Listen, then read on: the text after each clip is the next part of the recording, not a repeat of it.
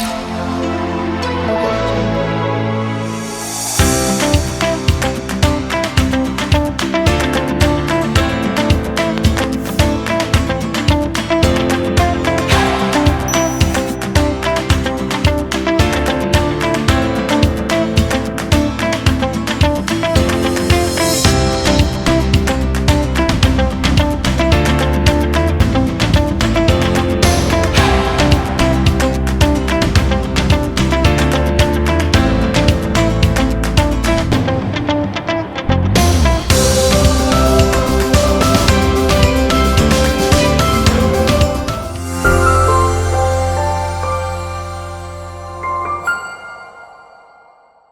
Today we have with us Mr. Sarthak Agarwal, who has secured All India rank of 17 in UPSC Civil Services Examination 2020.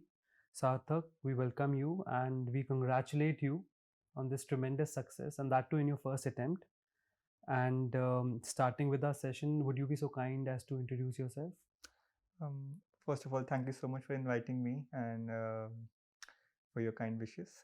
My name is Sarthak Agarwal. I have a background in economics. Um, I have degrees in economics from SRCC in Oxford, and right now I'm working with the World Bank. Um, my kind of experience with UPSC has been a bit short because I got into this kind of field only last year, but now I'm very excited to transition from academia to policy. Okay, so who do you give credit for your success?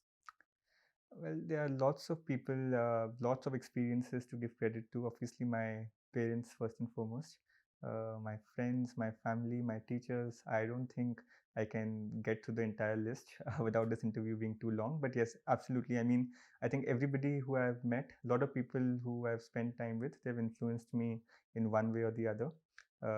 Not just towards clearing this exam, but in becoming the kind of person that hopefully um, will help me become a good administrator.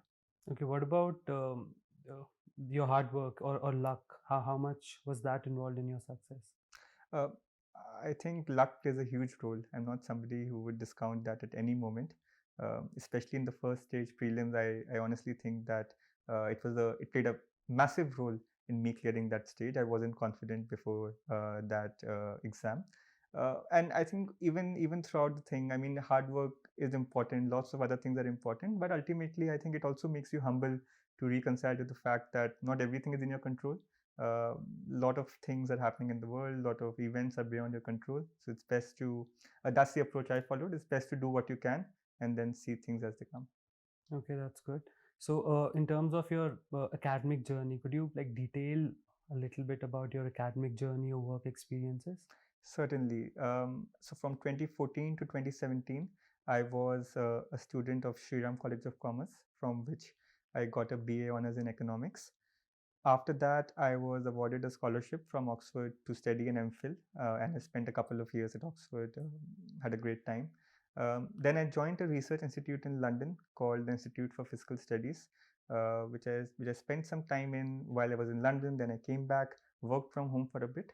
Um, I left that job briefly to prepare for this exam, and then after mains got over, I again started working with the World Bank DC office as a researcher. Okay, that's very impressive. So, you talked about that you were an economist at Institute for Fiscal Studies. So, what motivated you to opt for civil services? Well, the main reason was, and it had been kind of boiling in for a while, the fact that so much of research that we do, so much of my own research has focused on development, has focused on what we need to do um, on issues on growth and development in India. But there was a big chasm that we see that so much of output is being produced, but not everything can be implemented on the ground, partly due to failures of our own research. It's very limited, it lacks the contextual knowledge that is needed to implement things.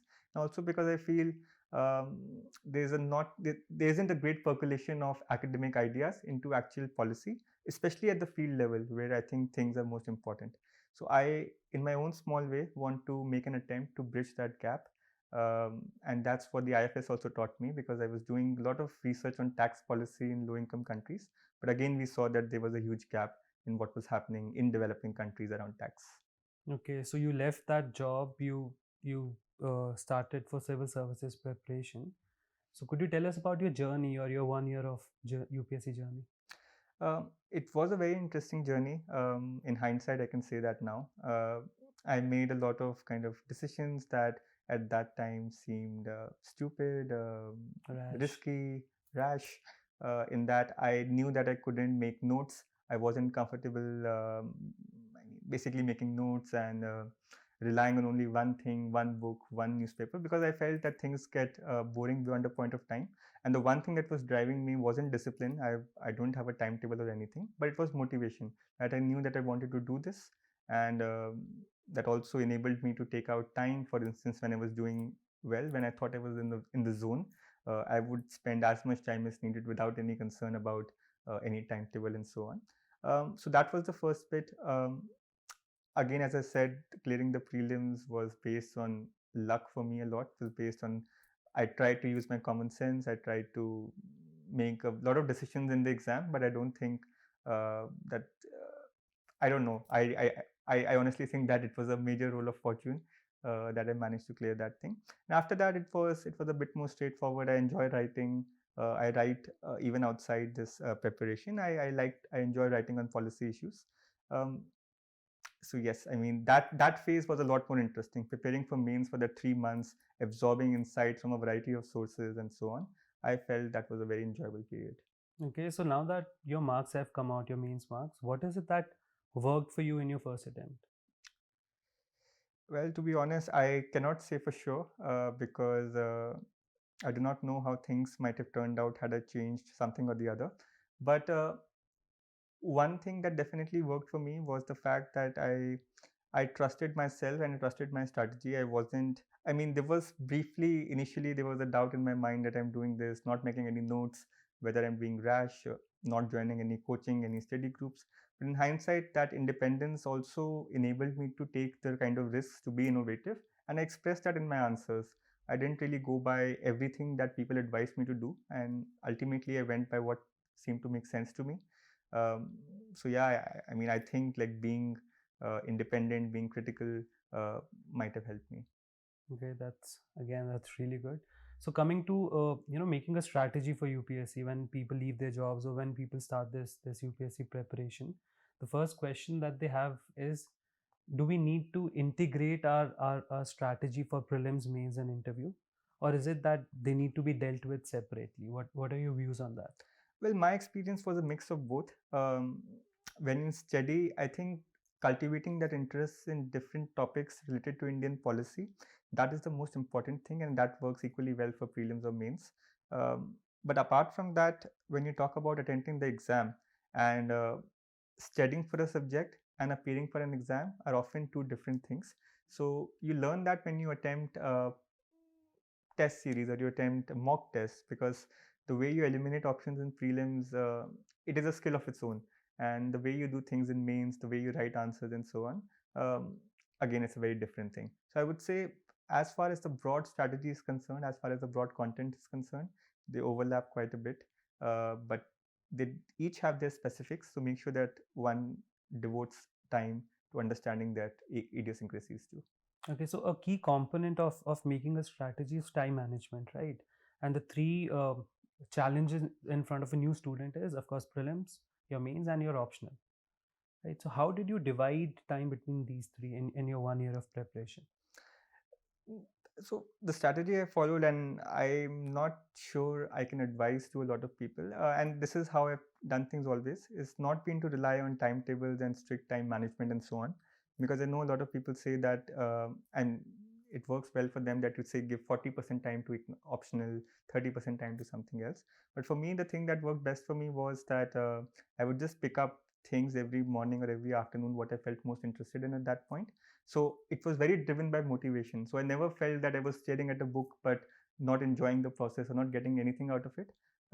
If I look at it in hindsight, the amount I devoted to different things, I devoted very little time to my economics optional, my theory paper, the first paper. In fact, the only time I devoted to it was a few days before the actual exam, which in hindsight I regret, which was, I think, I was a bit too complacent. But on the other subjects, I devoted a lot of time to GS because I mean, I didn't have a great background in those areas, so I devoted the bulk of my time over there. Uh, Comparatively less time on ethics and essay, which I felt were very self-contained and rely more on introspection than on going through books and so on. And after the interview, obviously, I mean, I didn't start thinking about it until the mains results came out. Okay, so you in your first attempt, you leave your job, you come here, and you crack the exam. So let's talk about prelims. So you gave a lot of credit to Fortune Yeah. that helped you in clearing prelims, but of course you had some strategy, you had content for that. The Fortune alone is not enough, as we know. So what strategy did you make for prelims? Like how did you go about preparing for prelims? So I didn't follow a very different strategy to what I did for mains. Again, the idea was to read from as many sources as I could. I Hmm. followed a lot of current affairs, and it was my strategy was focused on current affairs. I wasn't very comfortable with some subjects, I and I left them. I didn't spend a lot of time reading those books. Mostly the static portion. Hmm. I would read lot of newspapers, magazines. That was the first part of the thing. The second was practicing a lot of mock tests. I did, I think, close to 50 mock tests, whatever is available, whichever source is available online. I would try to practice those questions, reason my way through the elimination kind of tricks. Some of them worked, some of them didn't. But that was the broad overarching framework in which I worked. Okay. Any time limit that you said that okay, if for example the prelims is in June, right? So some students say that I'll start in February or I'll start in March. Any particular time frame that you had in your mind when you start for prelims? For some reason, I felt I don't know, when I started my prep, I felt very confident that the time I had was enough. So I mean, when 3.5 months were left for prelims, that's when I started getting my act together. But in the last couple of months, I think that's when I really did most of the heavy lifting. Um, Daily going through current affairs, making sure I understand what's happening, and so on. So that was, I think, the bulk was happening in the last 2.5 months before prelims. Okay. So you mentioned that you attempted around 50 mock tests for prelims. Yeah. So why is it that mock tests are so important for prelims? Uh, I feel mock tests are important for any kind of exam, first of all. Until you master what is expected out of an exam, I don't think you can do well in it, for my personal opinion. And the best source, the best mock test is going through the past year papers because, I mean, we have to admit that nobody can come close to what the actual examiners are writing. That's the first thing. Um, Mock tests also give you a very good idea of where you stand and how you want to align your preparation. So I tell to a lot of people that, I mean, some people tell me that uh, we should wait until the syllabus is over and then you attempt the mock test. But I personally felt that the way you prepare for an exam depends a lot on what kind of questions you're getting wrong. So I was always focused on taking repeated mock tests and then figuring out these are my problem areas and then going back to the sources to read more about them. Okay. Any fixed number, any ideal number of mock tests that an aspirant should take? I can share that I took more than 50. I'm not sure if that will work for everybody, but that was what I followed.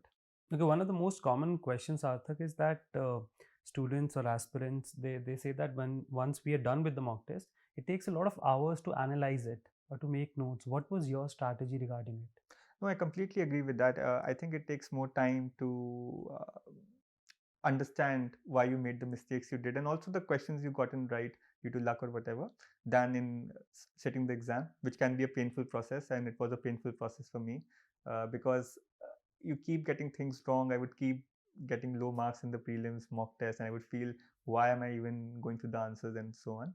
But I did learn a lot from that process when you and yeah, I mean, on a side note, when you attempt a test and when you attempt certain questions, you're at least giving it 1 or 2 minutes of your focused attention. So when you go back and when you study that concept, you can connect things a lot more.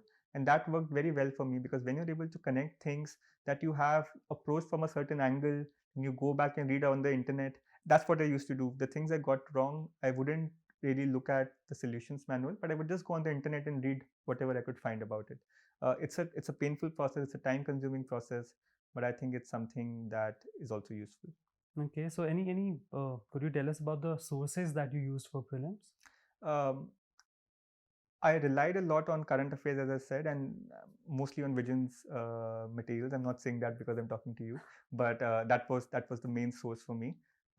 your monthly current affair compilations. I think they're excellently written. That was the main source.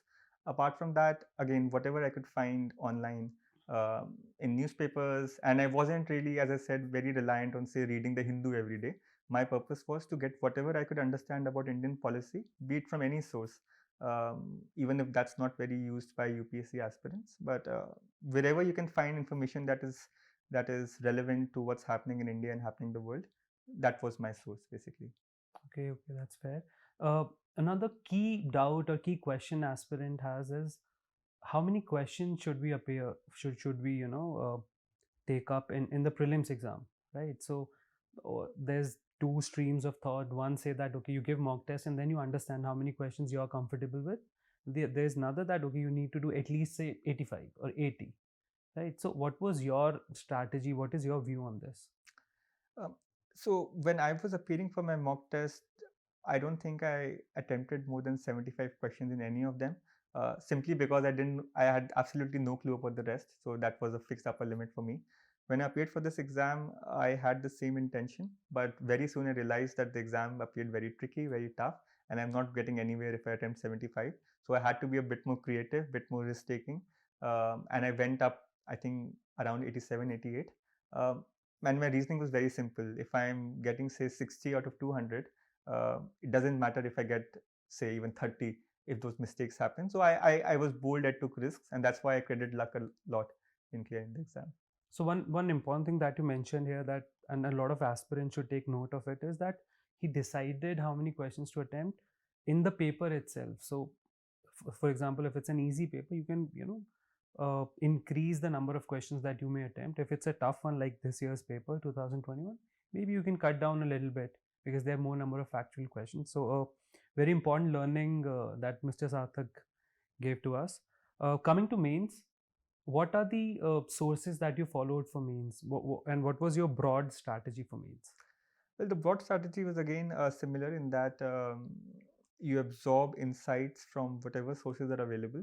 And over here, I was a bit more creative. I mean, there are a lot of interesting blogs and a lot of interesting websites that have been made that might not be focused towards the UPSC aspirant, which are also the ones I gravitated towards.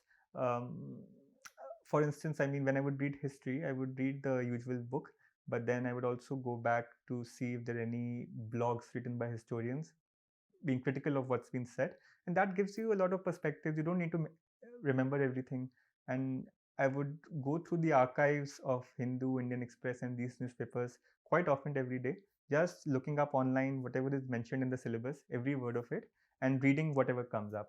Now, I was doing this without making any notes and so on. Uh, but the idea over here was just to assimilate everything in my mind so that I know what's happening broadly. And I feel that the exam is no longer asking us to um basically spit out a lot of facts and figures, but spit out lots of kind of remembered concepts. But you understand what are the broad policy issues. Now, some 5 weeks before the exam, I thought that I can make my answers a bit better by also sprinkling facts, figures, and numbers. And that's when I properly made my first flashcards to remember those kind of things, constitutional articles, Supreme Court judgments, and so on. And I used them extensively in the paper as well. Okay, so while making the strategy for GS mains, did you have any focus areas, important areas that okay, I'll focus more on this, less on this, something like that? Um, Again, the idea was to go through whatever is in the syllabus and see whatever I could find. So some topics by default have more sources. For instance, in GS2, in polity and economics, in GS3, in ethics, there are a lot of excellent resources on the topics that are covered. GS1 has, because it's a bit more static, so there are less contemporary resources. So that was a bit de-emphasized in my prep, and I was focusing a bit more on the other things. Okay, so coming to ethics, so it's become a bit of tricky paper, in recent times. What was your strategy to deal with this paper? Well, my strategy was not to rely on books or any kind of notes or anything. I think this paper doesn't require you to prepare a lot, my personal opinion, but I think it requires some introspection, thinking about the ethical issues whenever you come across some. So that was my main strategy. I looked at lots of past year papers, would think through case studies, and ask myself, what is the most reasonable piece of action you can take and how you can innovate over there.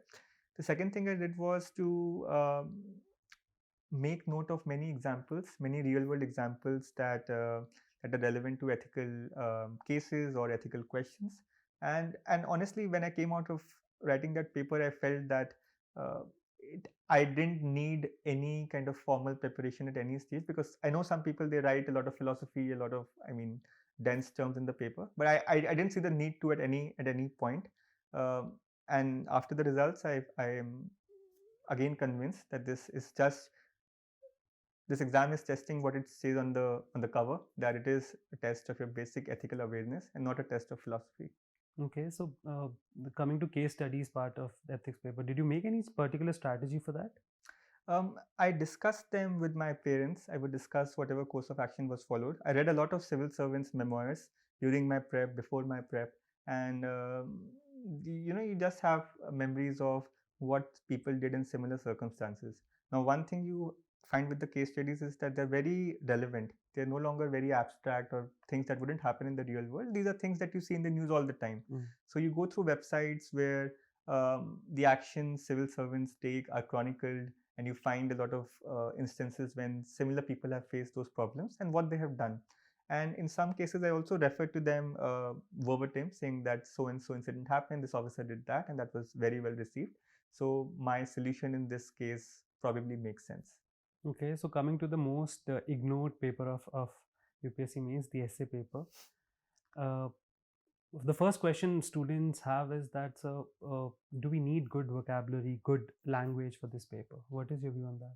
I think quite the opposite. I mean, you need a certain basic level of vocabulary which is needed to convey anything you want to convey, so that's a prerequisite.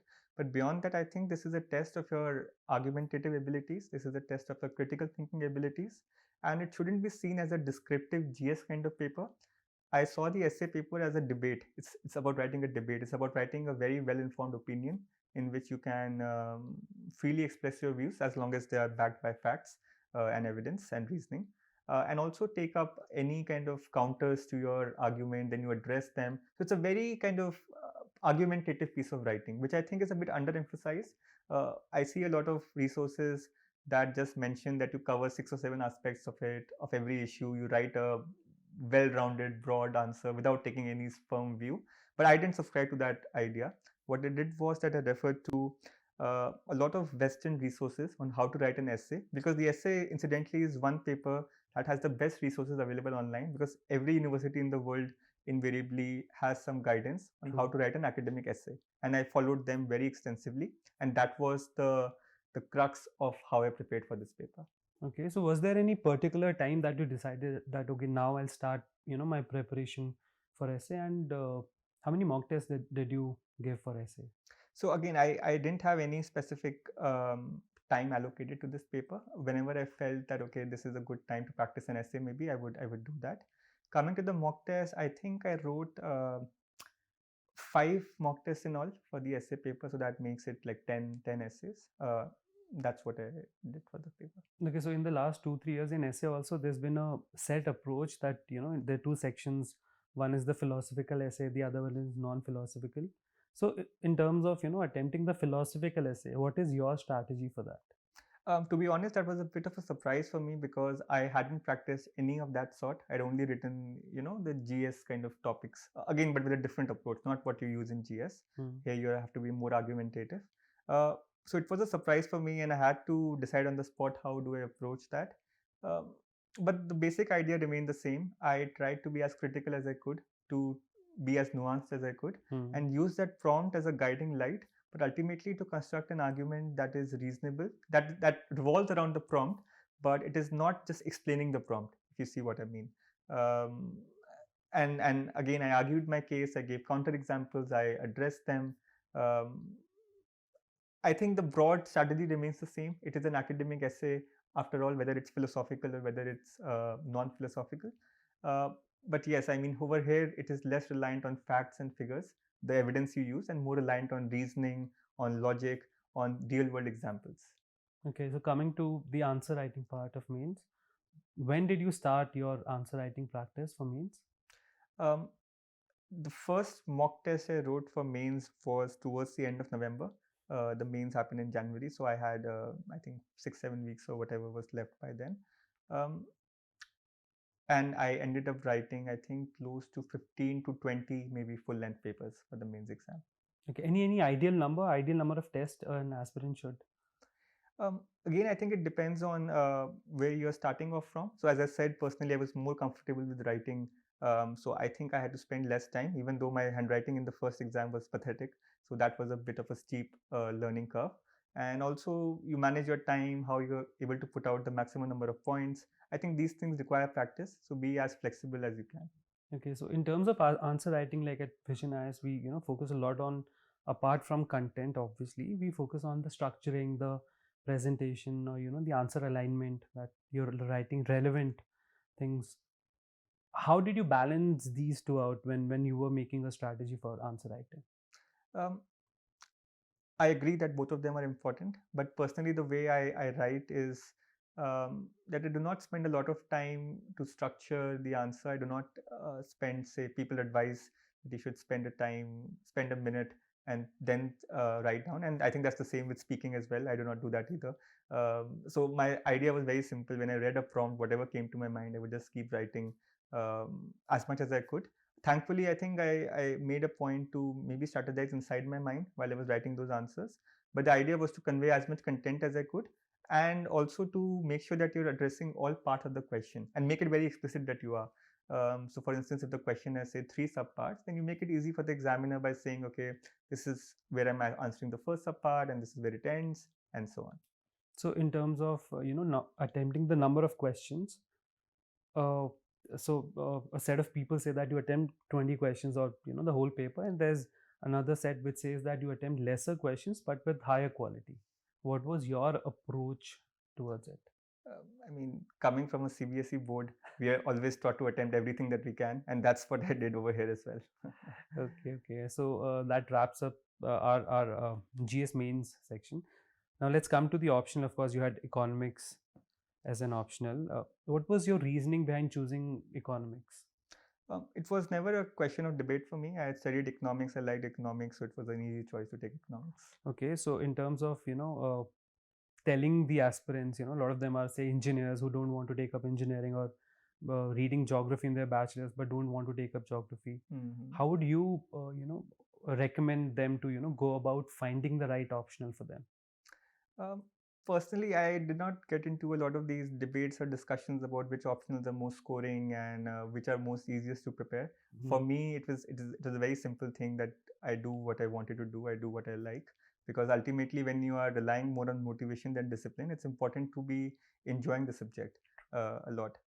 It might be different for different people. Some people are maybe more comfortable taking a different optional that maybe is more scoring or less time intensive.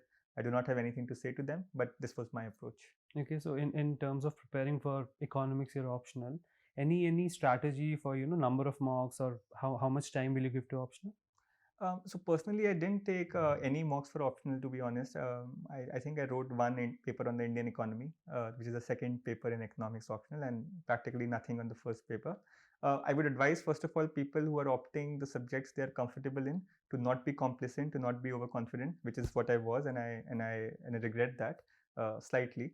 Uh, so that's the first thing. The second thing to say on that is, I spent a lot of time on the economics, on the Indian economy paper, which is the second paper, and I again tried to be innovative. I tried to think what other aspirants have done, where I can make the most use of my economics background. So when I would write my answers, I would cite references, I would cite papers as they do in scholarly literature. I wouldn't do it in the way that somebody who hasn't been trained in economics. I know how some people have advised us to cite papers. Very small example, but I think it's always important to think where you can add value based on your own unique experience and on your own unique understanding of things. Okay, that's a very good advice that you gave. Coming to personality test, the interview, you got 195, which is a very good score. Can you elaborate your experience, your interview experience? My interview experience was very interesting. That's one stage I felt a lot more confident about. Honestly, it was a descending kind of experience for me. Starting with prelims, every next stage felt a bit easier. An interview was it aligned with that pattern.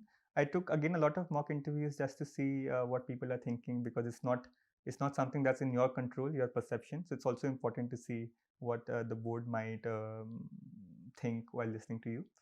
Um, the intention wasn't to get a question bank or anything of that sort, because I do think that the board over there is not there to trick you, but again to test something that is very integral to your personality. Now I belong to that school of thought that says that your personality test, you cannot game that thing. You cannot really prepare for that thing too much. What you can do is you can iron out a few things that some people might find bothersome who are interviewing you. For instance, I tend to speak very fast. I still do. I don't know if I did that in the interview or not, but I was advised against speaking very fast, and I was also advised to uh, a range of things which you can incorporate if you want to. But coming to the actual board experience, it was very relaxed, very enjoyable. No kind of weird questions that are associated with the UPSC personality test. Overall, a very pleasant one for me. Okay, in terms of preparation of the personality test, you had, of course, your DAF, you had your your content, your optional, and the whole current affairs. How did you balance these two out, and how many mock interviews did you give? So answering the second part first, I think I appeared for around 15 or probably a bit more of mock tests. Um, Coming to balancing, I'm not too sure how I did that, because I was also concurrently working and very focused on my work at that time, on my job. Um, I, as I said, I didn't devote a lot of time to preparing for this particular thing. Current affairs, I would just follow whatever is happening. I'm anyway interested in what's happening in India and beyond. I again wasn't making any notes or anything at this stage. But yes, I did go through my DAF. I did get to know a lot of things that I didn't know before when I would study some things in detail. But I didn't follow the strategy that some people suggest, that you say write down a word in a diary and write everything that comes related to that word in your DAF. Again, the idea was to be as confident as I could, and that was my main thing: to not be intimidated, to feel that I belong over there, to feel that I do not need to be. Uh, I mean, some people, some boards advised me against that, but when I went to an interview, I didn't think of myself as being an interviewee. I thought of myself as somebody who's there to express their opinion, who's there to express their personality, and that's what I carried with. And do you think your prior work experience helped you a lot in your interview? Absolutely. I mean, a lot of questions were asked directly from what I had done, very kind of normal questions that you would want to know: what you had done, what were your experiences in different jobs, and so on. That was a major component of the interview. Okay, so you depended a lot on being yourself. Yeah. So in terms of that, like, is confidence more important than the factual information or the content you have in interview? I would like to say so, because I think I was very thin on the facts of some things. I mean, the questions when they were asked outside economics, I don't think I gave a lot of facts or evidence. Um, but ultimately, I mean, I didn't feel intimidated at any stage. I didn't feel that I was under any pressure, and I think the board also made it a point to make the other person feel relaxed and feel welcome, which also goes a long way. Okay, any ideal number of mock interviews that you think an aspirant should take?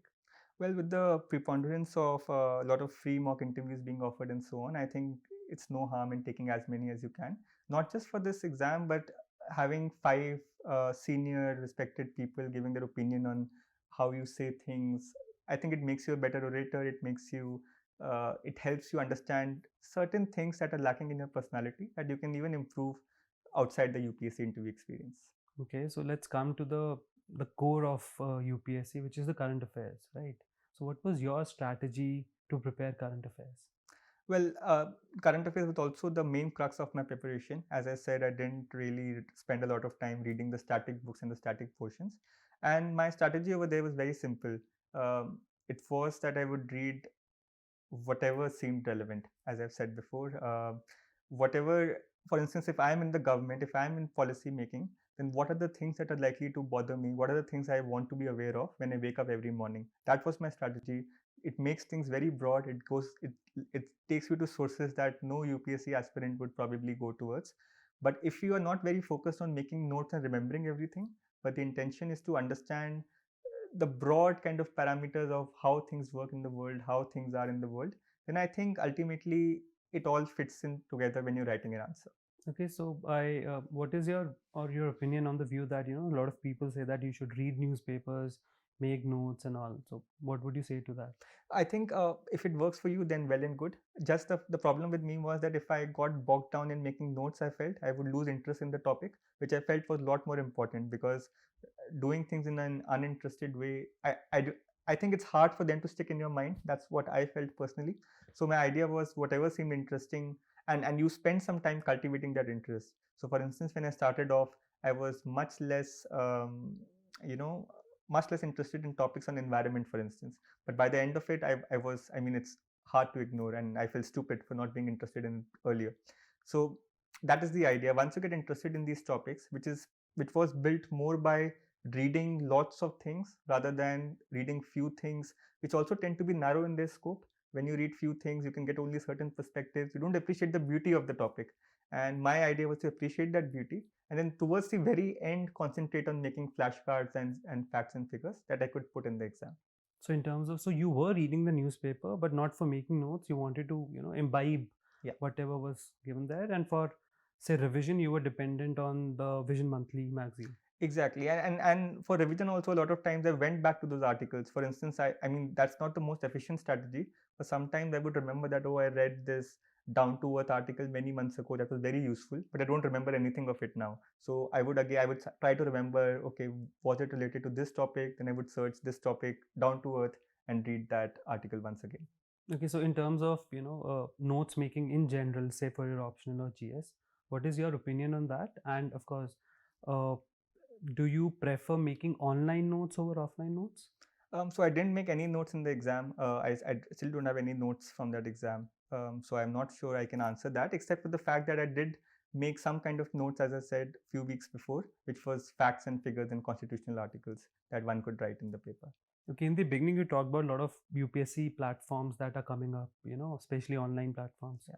So you have mushrooming of such platforms. So how does an aspirant, what would you recommend to an aspirant, that how does he or she decide that, okay, I'll follow this platform, or. Um, I haven't seen the content coming from all of those, mainly because once I saw the materials that were provided by Vision, I liked what I saw. And I thought it was easy to stick to that because once you start following something, you imbibe their patterns and you imbibe certain things from them that help you, understand more from the forthcoming issues. So once I started reading the monthly current affairs and so on, I didn't really concentrate on finding any other sources. But I the only coaching institute material I relied on was these kind of notes, and apart from that, it was all non-UPSC stuff, all newspapers, magazines, international magazines, Indian magazines, and so on.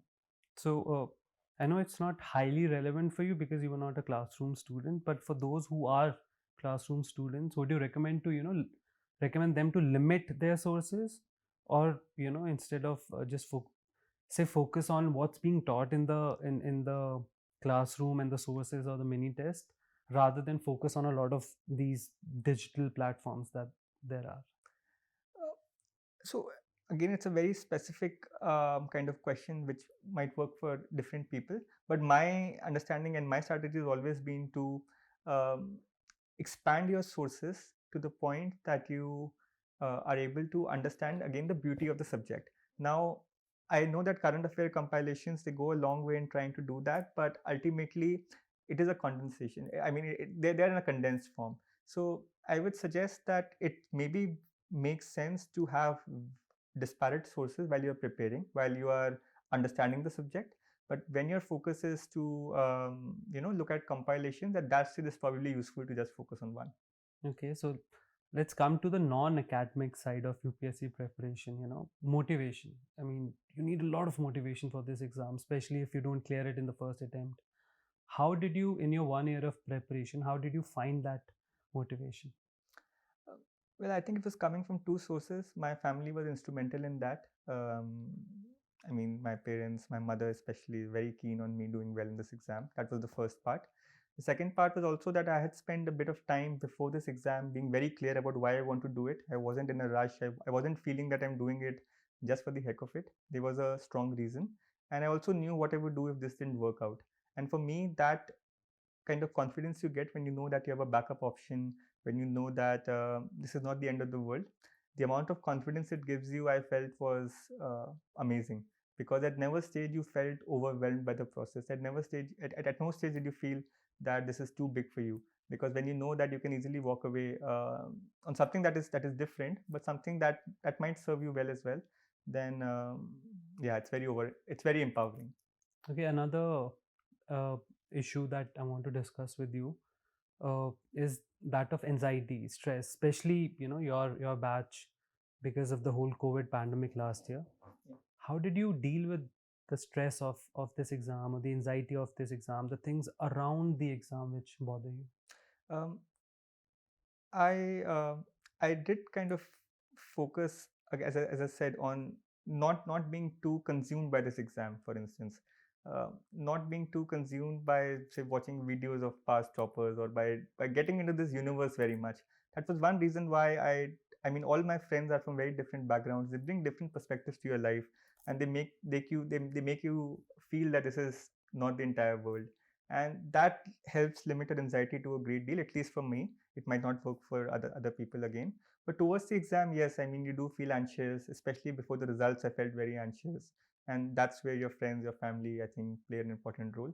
But yeah, I mean, anxiety is a major issue. It's also a medical issue that I'm not competent to comment on, but in my personal case, this is how I dealt with it. Okay, how did you when you're feeling low, or you've studied a lot for a number of days, how did you rejuvenate yourself? Did you read any books, self-help books, or some novels or something? uh, well, personally, spending time with family was very helpful, but as I said, I didn't I mean, this the crux of my preparation wasn't ever on making it very UPSC centric, even though I said in the beginning that it's important to understand the exam and so on. But you do that, after that you read for the pleasure you get from it. For instance, over time I actually felt that my day was incomplete without knowing everything that's happening in the country, and it almost felt like you were responsible. And if you don't know something, then how are you going to play a major role in administration? So having that kind of outlook from the get go is very useful, and that's why I felt less need to get away from the preparation, do something else, and I was able to pretty much stay motivated for the 5 or 6 months where I prepared continuously. Okay, and what message would you like to give to those who could not clear this 2020 civil services exam? Um, Again, I think it's beyond my competence to say something very overarching, because I've spent less time and I suddenly am not very much aware about what goes on and so forth. But the only thing I can say is that I myself, I think I would have been disheartened a bit if things didn't work out for me. But I was always cognizant that this exam is not, I mean, no exam is a perfect test of your ability. And it's not telling you something about yourself outside what you already know about yourself. So it depends on luck, it depends on a lot of other things. The world has been in disarray over the past 1 year. So don't beat yourself about that. I would just say that I mean, I hope I would have said the same thing to myself, and it would have been difficult to follow this advice.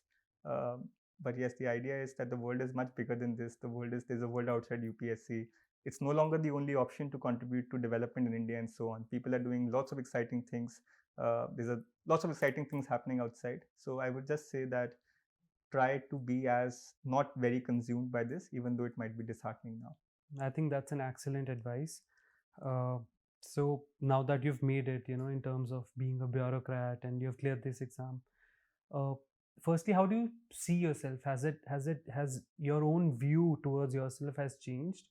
And secondly, do you have any sort of bucket list that you want to, things you want to do? First of all, not at all. I mean, I think I'm still the same person with the same ideas, with the same vision. Only that I don't think I ever felt as motivated and as inspired as I have in the past few weeks, because um, I always had this idea of contributing to public administration, contributing to governance.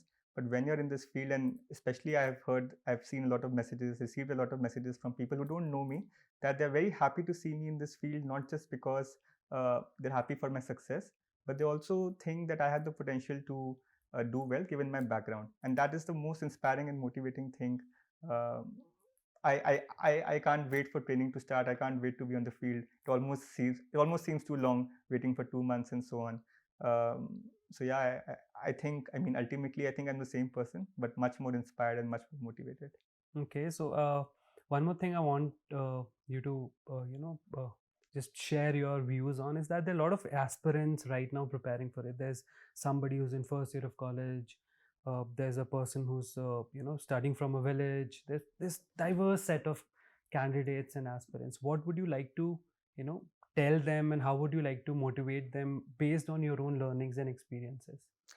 Um, I would just say that don't be afraid to take risks. Don't be afraid to be innovative. I think the examiners reward that. Not be too focused on what people like me or other people are saying, because I mean we have our own side of things, we have our own perspective. It might not work for you, and there's a great chance that you do better than us following your own approach. Um, the only thing I would like to say is that in the example you mentioned about people preparing in the first year. Again, saying this from a very personal experience, when I was 18 years old, I had absolutely no idea what I want to do in my life. And at that stage, my dreams were not my dreams, they were somebody else's dreams. Um, so taking that back seat, spending a few years to explore myself, to have those kind of backup options, I thought was very empowering when you got into the exam. So I would just say that if you can diversify at this stage, maybe enjoy your college life, do other things, and then try to understand if you still want to do this exam, then well and good, all the best to you. Otherwise, it's okay to take time off to do other things as well. Well, I think it's really practical, and it really helps what Sarthak just talked about, that don't think of this exam as an all consuming, and that this is it for you, because that only adds, like you said, psychological pressure for it. And another very important thing that he mentioned is about taking risk. Like Swami Vivekanand once said that you take risks in your life. If you win, you lead, and if you don't, then you guide. So it's a win-win situation. You can always take risks. With that, I would like to again congratulate you, Sarthak. I think you will make a wonderful bureaucrat, and all the best for your future endeavors. Thank you so much. Thank you. Thank you.